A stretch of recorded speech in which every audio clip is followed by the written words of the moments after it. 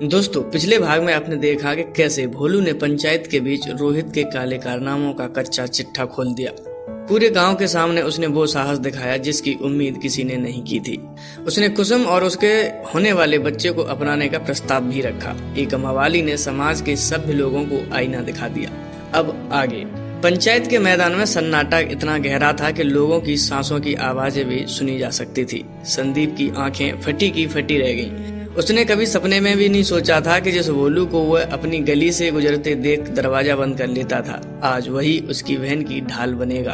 भोलू, तू होश में तो है? तू जानता है तू क्या कर रहा है? संदीप ने लड़खड़ाती आवाज में पूछा। भोलू ने अपने कंधे पर रखे डंडे को जमीन पर टिकाया और शांत स्वर में बोला, संदीप भाई, मैं अनपढ़ हूँ, गुंडा हूँ, मवाली हूँ, पर इतना गिरा हुआ नहीं हूँ कि अपनी आंखों के सामने एक मासूम की जिंदगी को जहर पीते हुए देखूं। कुसुम जी ने मुझे कभी भी परफेक्ट मैच नहीं माना था और वो सही थी।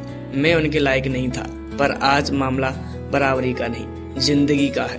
अगर इन्हें मंजूर हो तो मैं इस बच्चे को अपना नाम देने के लिए तैयार हूँ। लोग इसे कलंक कह रहे हैं, मैं इसे अपना तिलक बनाऊंगा। कुसुम, जो अब तक पत्थर की मूर्त बनी जमीन को ताक रही थी, उसने धीरे से अपना सर उठाया। उसकी आंखों में आंसू थे। इस बार उनमें अपमान की आग नहीं, बल्कि एक अजीब सी कृतज्ञता थी। उसने भोलू के चेहरे को गौर से देखा। वही लाल दांत, वही बिखरे हुए बाल, लेकिन उन आंखों में आज एक ऐसी सच्चाई थी जो उसने शहर के पढ़े लिखे रोहित की आंखों में कभी नहीं देखी थी। सुनीता भाभी ने आगे बढ़कर कुसुम का हाथ पकड़ा। कुसुम, देख, समाज की दीवारें बहुत ऊंची हैं। अगर आज तूने ये हाथ नहीं थामा तो कल ये दुनिया तुझे और तेरे बच्चे को जीने नहीं देगी। भोलू भले ही जैसा भी हो, पर उसने आज जो मर्दानगी दिखाई है वो इस गांव के किसी भी सूरमा ने नहीं दिखाई। कुसुम की नजरें अपने भाई संदीप से मिली। संदीप ने भारी मन से सिर हिला दिया। वो जानता था कि ये कुसुम के लिए नया जीवन दान है। कुसुम ने धीमे पर स्पष्ट आवाज में कहा, मुझे मंजूर है। उसी शाम गांव के छोटे से मंदिर में बिना किसी बैंड बाजे और शोर शराबे के एक अनोखी शादी संपन्न हुई। भोलू ने अपने गैंग के लड़कों को सख्त हिदायत दे दी थी, आज के बाद कोई भी शोर शराबा नहीं, कोई गाली गलौज नहीं। आज से तुम सबका भाई एक ग्रस्त इंसान है। जब भोलू ने कुसुम की मांग में सिंदूर भरा तो मंदिर की घंटियां गूंज उठी। गांव के लोग खड़े तमाशा देख रहे थे, लेकिन किसी की हिम्मत नहीं हुई कि आगे बढ़कर विरोध करे। भोलू का खौफ अब भी था, पर अब उस खौफ के साथ एक अनजाना सम्मान भी जुड़ गया था।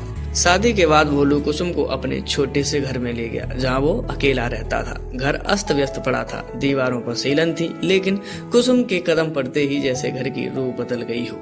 कुसुम जी, आप अंदर बैठिए। मैं जानता हूँ ये महल नहीं है और मैं राजकुमार नहीं जिसकी आपने कल्पना की होगी, पर मैं वादा करता हूँ जब तक ये भोलू जिंदा है कोई भी आपकी तरफ उंगली नहीं उठा पाएगा। भोलू ने चौखट पर खड़े होकर कहा और खुद बाहर बरामदे में सोने चला गया। अगले दिन भोलू के जीवन का एक बड़ा बदलाव आया। उसने अपना डंडा एक कोने में फेंक दिया और पान मसाला थूक कर कसम खाई कि अब वह कभी भी गंदा काम नहीं करेगा। उसने गाँव के पास वाली कंस्ट्रक्शन साइट पर मजदूरी शुरू कर दी।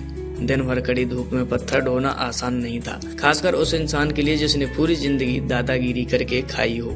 लेकिन जब शाम को वह अपनी मजदूरी के पैसे लेकर घर लौटता और कुसुम के हाथ में थमाता तो उसकी सारी थकान मिट जाती। कुसुम ने धीरे धीरे घर को संभालना शुरू किया। वो भोलू के लिए खाना बनाती, उसके फटे हुए कपड़े सिलती। दोनों के बीच बातें कम होती थी, पर एक मौन सम्मान पनपने लगा था। उधर शहर में रोहित को जब इस शादी की खबर मिली तो वह आग बबूला हो गया। एक मामूली मवाली ने मेरी योजना चौपट कर दी। उसने मेरी रिकॉर्डिंग सबके सामने ला दी। डैडी की सरपंच की कुर्सी खतरे में है। उस भोलू को तो मैं जमीन में गाड़ दूंगा। रोहित ने अपनी प्रेम का रोशनी की तरफ देखा। रोशनी, हमें कुछ ऐसा करना होगा कि ये शादी और बच्चे दोनों खत्म हो जाएं। अतरौली गांव में फिर से आग लगानी होगी। गांव में एक महीना बीत गया था। कुसुम का पेट अब धीरे धीरे दिखने लगा था। एक दोपहर जब भोलू काम पर गया हुआ था, अंजलि कुसुम के घर आई। उसकी आंखों में पछतावा था। कुसुम, मुझे माफ कर दे, मैं डर गई थी, अंजलि ने रोते हुए कहा। कुसुम ने उसे गले लगा लिया। अंजलि, बीत गया वो सपना था, पर देख, जिसे मैं कचरा समझती थी वही आज मेरा आत्मसम्मान बन गया है।